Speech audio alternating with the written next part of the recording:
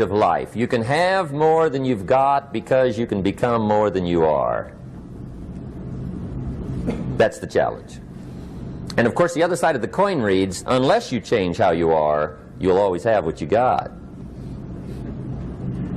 I have found in my experience that income does not far exceed personal development. Now sometimes income takes a lucky jump, but sure enough, unless you grow out where it is, it'll usually come back where you are. Life has strange ways. If somebody hands you $1 million, best you become a millionaire quickly, so you get to keep the money. Otherwise, sure enough, it'll disappear. Somebody once said, if you took all the money in the world, divided it up equally among everybody, it would soon all be back in the same pockets. Incredible. Success is something you attract, not something you pursue. Success is looking for a good place to stay. So instead of going after it, you work on yourself. Personal development. See, the major question to ask on the job is not what are you getting. The major question to ask on the job is what are you becoming? See, the big question is not what am I getting paid here. The big question is what am I becoming here? Because true happiness is not contained in what you get. Happiness is contained in what you become. So that's our major subject for tonight, personal development. Of all the assignments Mr. Schoaf gave me at age 25, this was probably the most difficult. In fact, I'm still working on this one. I think it's an unending challenge to see what you can become. The next subject is called basic laws. And it's good to study the basics. And I call these basics primarily because they come from the Bible. Now, I'm not a theologian or a minister, and that'll be apparent. But Mr. Schoaf taught me that the Bible was a good textbook for ideas and stories and success equations, how to live the better life. I found out that was true. He also taught me that the Bible is as practical as it is spiritual, and I found out that's true. If you look at your bank account and your income and you're not happy, there are several places in the Bible to check to see what the heck's wrong so you can make the changes. And we're going to cover some of those tonight, called basics. Okay, the next subject is my favorite, setting goals. Mr. Schoaf taught me how to set goals. What a favor that was.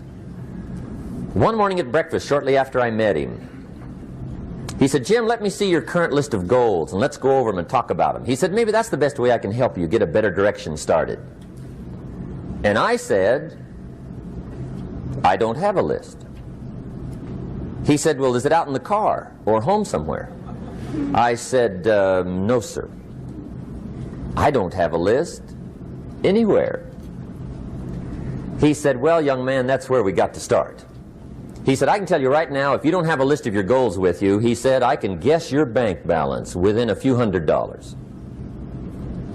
Which he did. And that got my attention. I said, you mean my bank balance would change if I had a list of goals? He said, drastically. That day I became a willing student how to set goals. And sure enough, learning how to set goals changed my life. And I often wondered why no one had ever taught me how to set goals up until age 25. I went to high school, but if they offered it, I missed it. I went to college for a year, never heard it. I worked for Sears. Really. And to my knowledge, Sears never taught it. Right? How to set goals. So here I am, age 25, married, my family's starting, I've been to college, I'm working, and I still don't know how to set goals. But fortunately, when I was 25, I met the man who taught me how, and it revolutionized my whole life. Economically, socially, personally, it's incredible. So I want to share with you tonight what Mr. Schoaf shared with me, how to set goals. It can be a life changer. Okay, the next subject is the negative part of the seminar. Life is part negative, so we got to talk about the negative. And this subject is called diseases of attitude. Diseases of attitude. There's a lot of things that can wreck your chances to do well. We live in a rather dangerous world, so you got to be not only wise, you got to be careful. Now, attitude diseases are just as bad as physical diseases, right? High blood pressure, heart trouble. I mean, a lot of things lace your chances to do well. So you've got to be careful. And attitude diseases are deadly. I mean, they'll destroy all the good things you start. Okay? So we'll go through those attitude diseases, how to spot them, how to look for them, what they are, and the cure. And I'm a pro on these because I've had them all, so I can give you excellent advice on these. Now, the last subject we're going to consider tonight is called the day that turns your life around. The day that turns your life around. And under this subject, we're going to talk about the emotions that can change your life. Human beings are emotional creatures, and emotions are powerful for life change. Now, of course, emotions are so powerful they can go either way on you. Emotions can either build or destroy.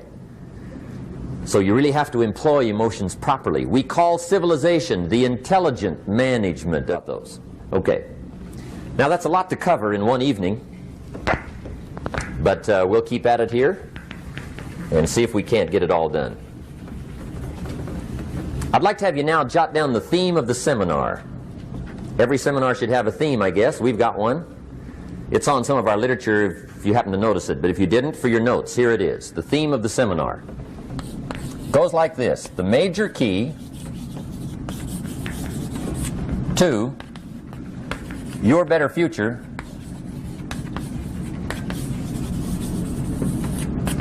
is you. That's the theme of our seminar tonight. The major key to your better future is you. And I'd like to have you underline two words just to give it some added punch. Underline the word major and the word you, so that it reads, the major key to your better future is you. Now, my first suggestion is transfer this to a card or something where you can put it up, where you can see it every day. Preferably put it up where you can see it at the beginning of the day, before you go off to put the day together. This is a good phrase just to glance at, to keep in mind as you're putting the day together. It's called the silent seminar. If you'll just let this talk to you during the day, I found it to be tremendously helpful. The major key to your better future is you. For a big share of my life now, I didn't have this one quite figured out. Among a lot of things I didn't have quite figured out. Many things used to puzzle me back in those early days. I used to wonder why two people could work for the same company, one make twice as much money. Now, see, that used to puzzle me. And maybe they were the same age, graduated from the same school, live in the same community, work for the same company, with the same products and the same services. They've got the same traffic, the same problems, and one makes $1,000 a month, the other one makes $2,000 a month.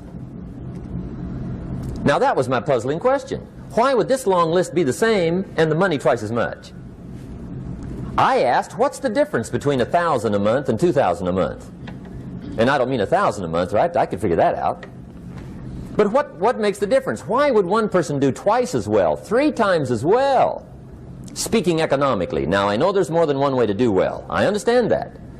But in this little narrow area called compensation, what's the difference? Well, back then, with my faulty thinking, I'm trying to reason it out.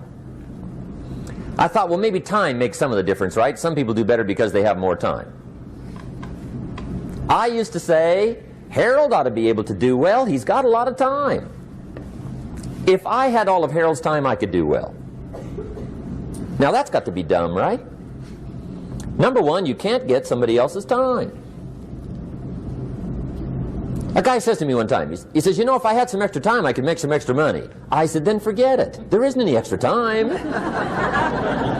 Hey, when the clock strikes 12 midnight, that about wraps it up, right? I mean, you can look around the gongs there for a little more, but it's over.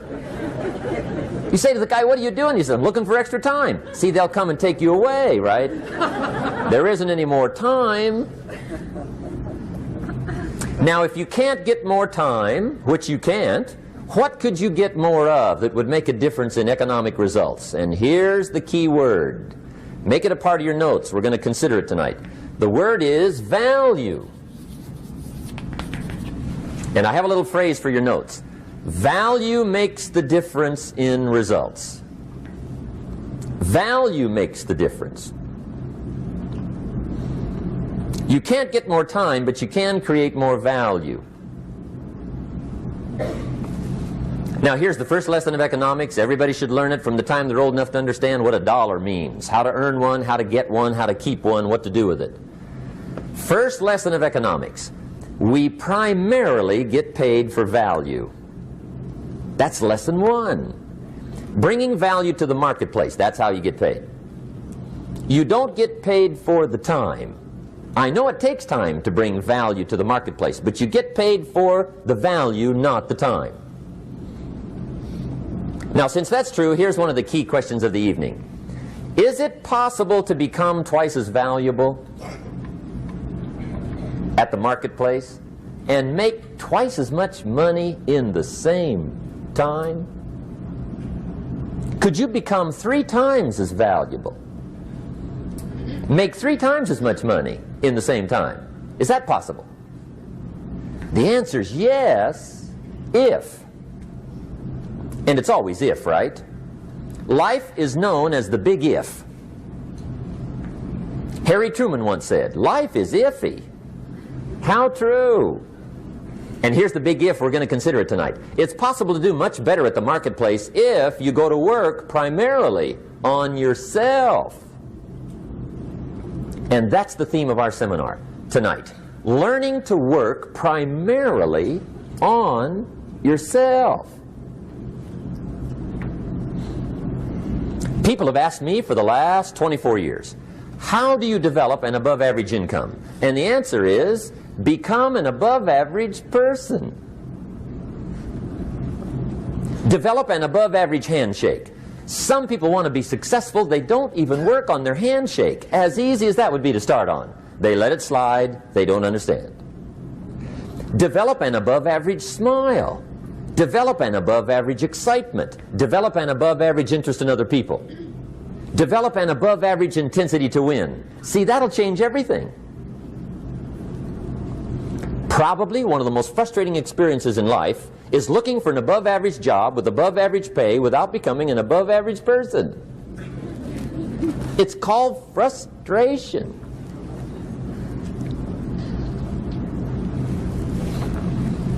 And Mr. Schoaf gave me probably the greatest clue he gave me when I first met him. He said, Jim, if you want to be wealthy and happy the rest of your life, just learn this lesson well. He said, learn to work harder on yourself than you do on your job.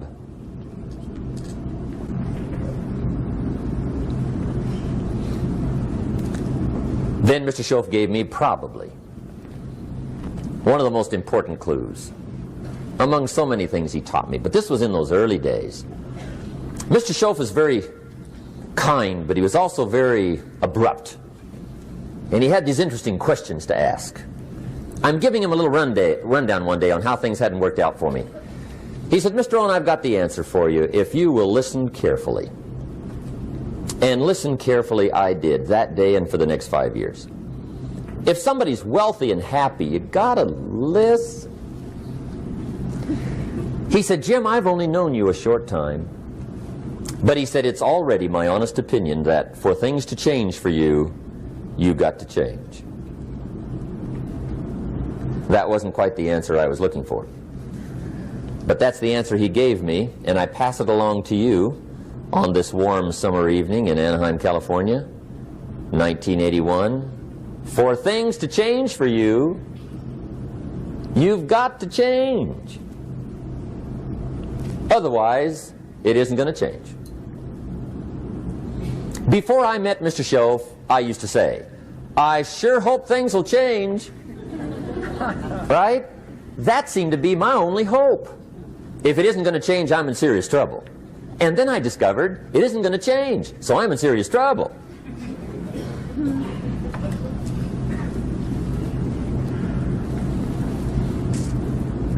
See, I can tell you what the 80s are going to be like. You have dropped into the right place. I did a seminar one time for Standard Oil executives and management in Honolulu. And we're having a conference one day on this big conference table. And one of them said to me, Mr. Rohn, you know some fairly important people halfway around the world. What do you think the 80s are going to be like? I said, gentlemen, I do know the right people. I can tell you. So they all listened very carefully.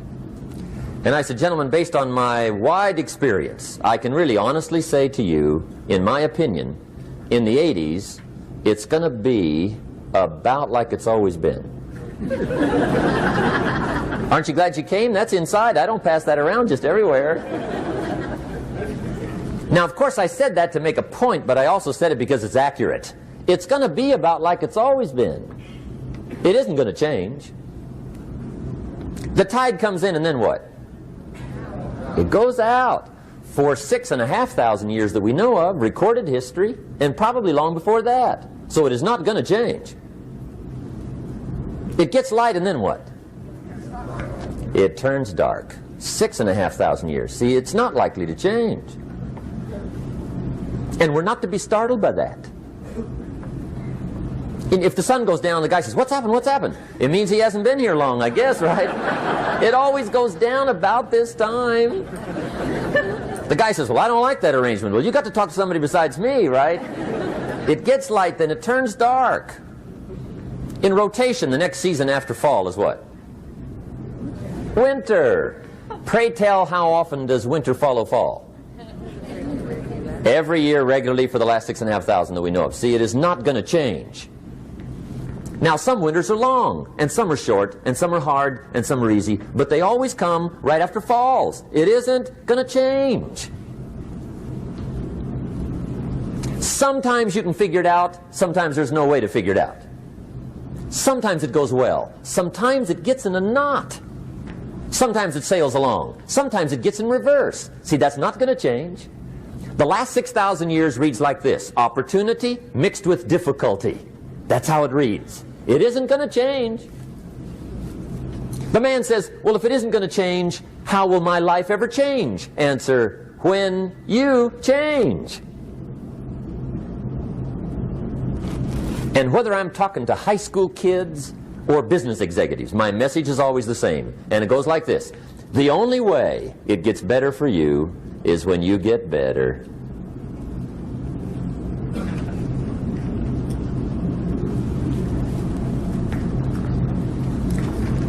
Let me give you the 4 major lessons in life to learn. Here's 4 majors. It's good to study the majors. In our weekend seminar we teach. Some people don't do well because they major in minor things. You've got to be on the lookout. At the end of every week, end of every month, you've got to check, make sure you're not spending major time on minor things. Okay, we go through that whole series. Majors and minors. Now, let me give you 2 phrases before we get to the 4 majors. This will set it up and you'll see where I'm going. 2 key phrases for your notes. Here's the first one. Life and business is like the changing seasons. That's the first phrase. Life and business is like the changing seasons. One of the best ways to describe life, it's like the seasons. Frank Sinatra sings, life is like the seasons. Now here's the second phrase. Very important. You cannot change the seasons, but you can change yourself. You can't change the seasons, but you can change yourself. And see, that's how life gets better for you, not by chance, but by change. Now, here's the 4 major lessons in life to learn. I've got my first book finished. Came out a couple of weeks ago. This is in it. The 4 major lessons in life to learn. Here they are. Number 1, learn how to handle the winters. That's lesson 1. They come right after falls with regularity. Some are long and some are short and some are hard and some are easy, but they keep coming. You must learn to handle the nights. They come right after days. You must learn to handle difficulty. It comes right after opportunity. You must learn to handle recessions. They always follow progressions. For the last 6,000. See, it isn't going to change. The lesson you must learn is how to handle it. And there's all kinds of winters, right? The winter when you can't figure it out. The winter when it all goes smash. The winter when it turns belly up. The winter when it won't work, when you've run out of money and you've got a broken heart. See, those are winter times. There's all kinds. Economic winters, social winters, personal winters. When your heart is smashed in 1,000 pieces and the nights are unusually long, your prayers seem to go no higher than your head. It's winter time. Barbra Streisand sings, "It used to be so natural to talk about forever, but used to be's don't count anymore. They just lay on the floor till we sweep them away. You don't sing me love songs, and you don't say you need me, and you don't bring me flowers anymore." A song of winter. But see, the disappointments come. Those are normal. That's part of life. But the question is, how do you handle it? How do you handle the coming winters and the disappointments and the down times? Well, you can't get rid of January by tearing it off the calendar. But here's what you can do. You can get stronger, you can get wiser, and you can get better. The winters won't change, but you can. And that's how life changes for you. See, before I understood, when it was winter, I used to wish it was summer. I didn't understand. When it was hard, I used to wish it was easy. I didn't know. And then Mr. Schoaf gave me a part of his very unique philosophy when he said, "Don't wish it was easier, wish you were better." See, that triggered my whole life change. Don't wish for less problems. Wish for more skills. Don't wish for less challenge. Wish for more wisdom. That's the key. So that's lesson 1. Learn how to handle the winters. Here's lesson 2. Learn how to take advantage of the spring. That's the second one. Spring is called opportunity. And spring follows winter. What a great place for it. If you were going to put it somewhere, that'd be the place to put it, right after winter. And pray tell, how often does spring follow winter? Every year with regularity, 6,000. You can almost count on it. See, opportunity always comes. Days follow nights. Isn't that terrific? Opportunity follows difficulty. But here's what you must learn to do. Underline these 2 words in that key phrase. Take advantage. Underline those 2. You must learn to take advantage of the spring. See, just because spring rolls around is no sign you're going to look good come fall. You got to do something with it. In fact, you have to get good at one of 2 things in life. Planting in the spring or begging in the fall. Or get somebody to do it for you. See, those are about the only alternatives. Now here's what else you must do. Take advantage of the springs quickly, because there's only a few. Just a handful of springs have been handed to each of us. They don't come forever. Life is fairly brief. So you got to read every book you can get your hands on what to do with your springs while they're here. And take advantage, they soon run out. The Beatles wrote, "Life is so short." And for John Lennon, it was extra short. But life is brief. Elton John sings, "She lived her life like a candle in the wind." It's brief. So whatever you're going to do with your life, you got to get at it. Don't just let the springs pass. Here's the third major lesson in life to learn. Learn how to protect your crops all summer. You got to take care of what you start. Sure enough, as soon as you've planted your garden in the spring, the busy bugs and the noxious weeds are out to take it. And here's the next bit of truth. They will take it unless you prevent it. And that's the third major skill to learn. You've got to learn to prevent the intruder from taking all the good you start. It's one of the challenges. Here's 2 key phrases under number 3. First one, all good will be attacked. on this planet. Maybe not the next one we get to, but on this one, all good will be attacked. Every garden will be invaded. Not to think so is naive. And here's the second phrase.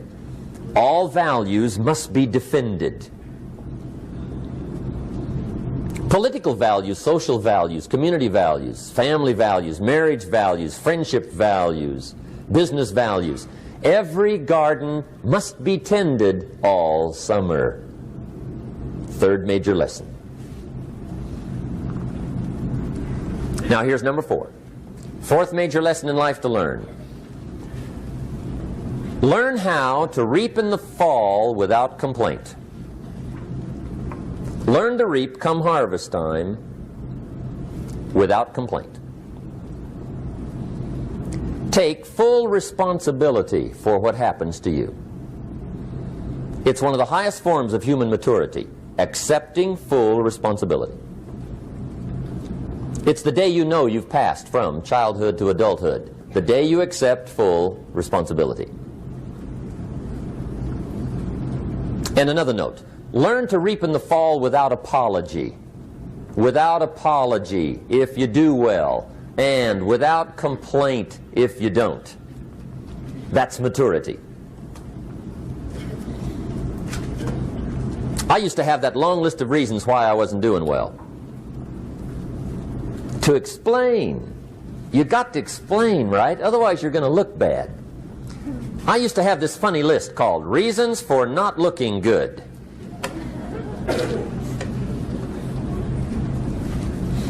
I used to blame the government.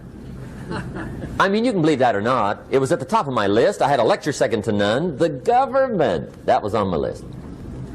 I used to blame taxes. Look what you got left after they take everything. And they expect you to do well. That was on my list there. Prices, that one's easy, right? You walk into the supermarket with $20, come out with a little half bag. So I had that on my list. I used to blame the weather. I blamed the traffic. I used to blame my car. I blamed the manufacturers. I used to blame the company. I blamed company policy. I used to blame the training program. I blame my negative relatives. They were always putting me down. I blame my cynical neighbors. They're just selfish, looking out for themselves. Won't loan you money? They were on my list.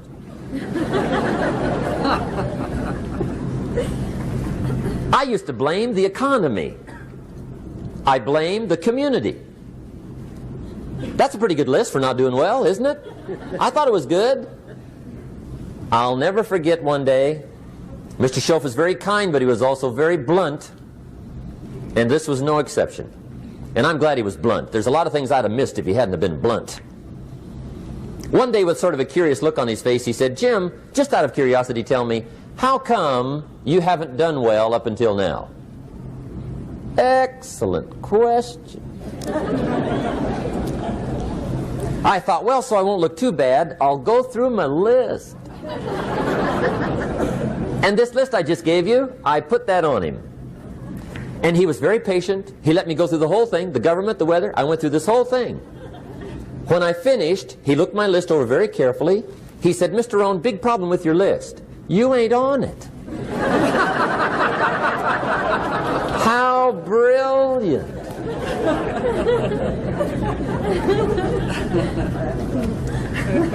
When I went to work for him a few months later, I learned very quickly to tear up my list, reasons for not doing well, and I threw it away.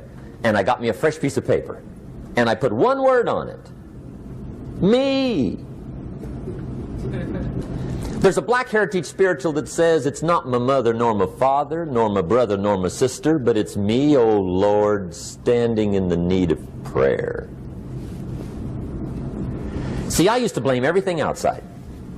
And then let me give you a little philosophy that helped turn my life around. For your notes, here it is.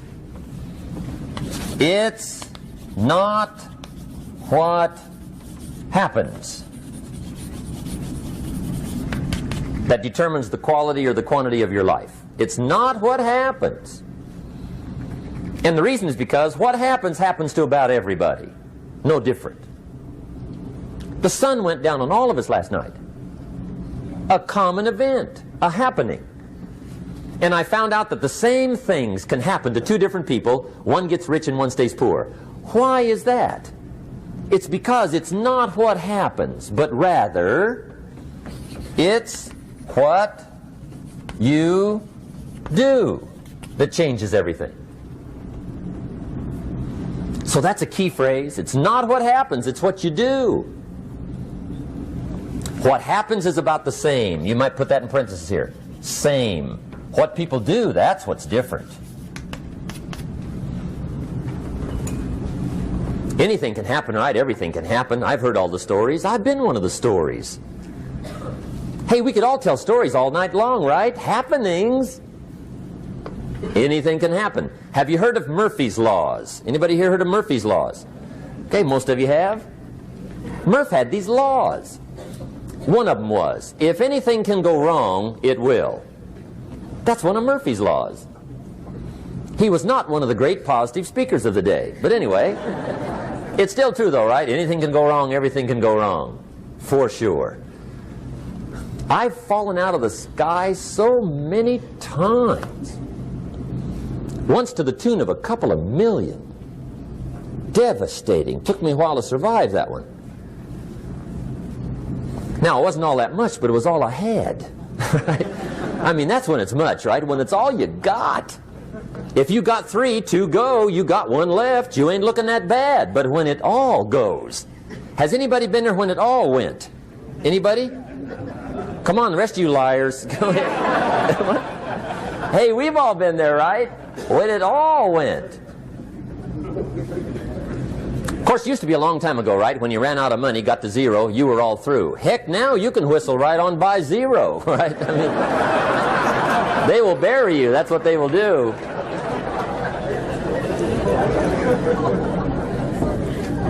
But see, those are the happenings, right? Everything can happen. Anything can happen. But it's not the happenings. It's what you do about it. Somebody says, yeah, but you don't understand the disappointments I've had. Come on. Everybody's had their share. Disappointments are not special gifts reserved for the poor. Everybody has them. The difference is what you do about them. It's not the weather. I used to blame the weather, and I discovered it rains on the rich. So see, that won't help.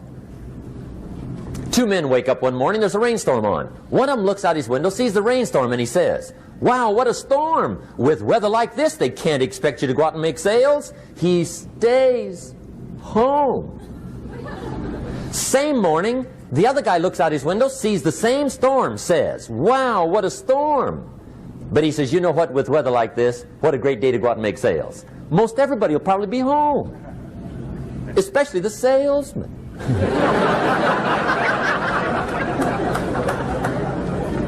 See, that's the difference in how your life works out. It's not what happens, it's what you do. So here's one of the key questions of the evening. Starting tomorrow, what are you going to do that'll make a change in your life's direction? Good question. What are you going to do starting tomorrow that'll make a difference?